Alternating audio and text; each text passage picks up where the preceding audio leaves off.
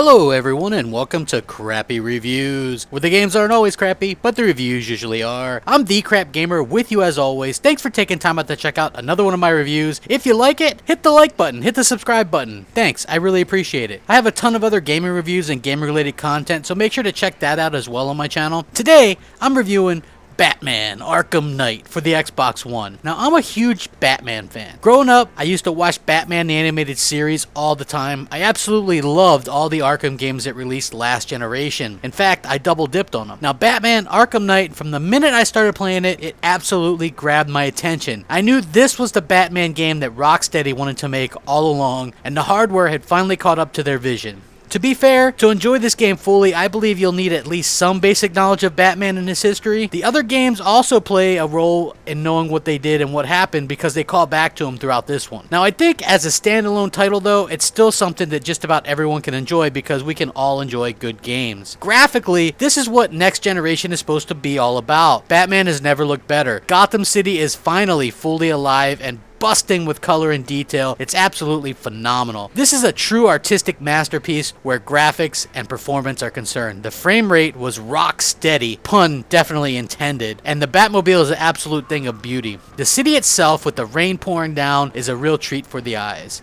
I can't say enough good things about what they managed to pull off so early in a console generation. Everything is stunning and there's no hiccups as far as performance is concerned. Absolutely flawless. The gameplay is highly refined. The combat works and it flows even better than previous Arkham games. And you can now use something called fear takedowns that lets you take down multiple targets from a hidden perspective. You also have a new suit and you can upgrade your suit, Batmobile, weapons, and combat. Unlike previous Arkham games, however, you pretty much start out with your full complement of weapons and gadgets, though some are still earned through the traditional way throughout the game. Now, the Batmobile is the biggest difference. It's a borderline tank, and you really actually require it for certain aspects of the game. One of the things that comes in handy the most is the ability to use it remotely. If you're just Batman somewhere and you need some backup, tap the bumper, boom, and you can control the Batmobile. It's nice to see Rocksteady finally have the horsepower to deliver a definitive Batman experience. Another new element to the game is teaming up with allies during certain portions of the game. So for example, you and Nightwing clear out a room of thugs, and you can switch back and forth between Batman and Nightwing, and even hold the bumper to complete a co-op move. There's other characters you'll do this with throughout the game, but mostly you're on your own. I don't want to give away everybody that you're able to team up with, but it's definitely a new, nice addition to the game. Now, the story is something I really don't want to spoil. I think we all know that Scarecrow is the main villain of this game, though, and you're also trying to find out who the Arkham Knight is as well, because these two guys have teamed up. Now, this is definitely the darkest Batman story I've ever seen. Not only is it the definitive Batman game, but the definitive Batman story, in my opinion. And Kevin Conroy is back voicing Batman, and to me, he is Batman, more so than anybody else. This guy has been voicing Batman since the 90s, early 90s, and he does a fantastic job. It's so iconic. The absolute best thing about Arkham Knight is that there is the main story, but there's also branching stories that are crucial and very important. Riddler is obviously back, but this time with a bit of a twist, and there's also other characters making a return to the franchise. I won't spoil which ones, but the buddy cop aspect that unfolds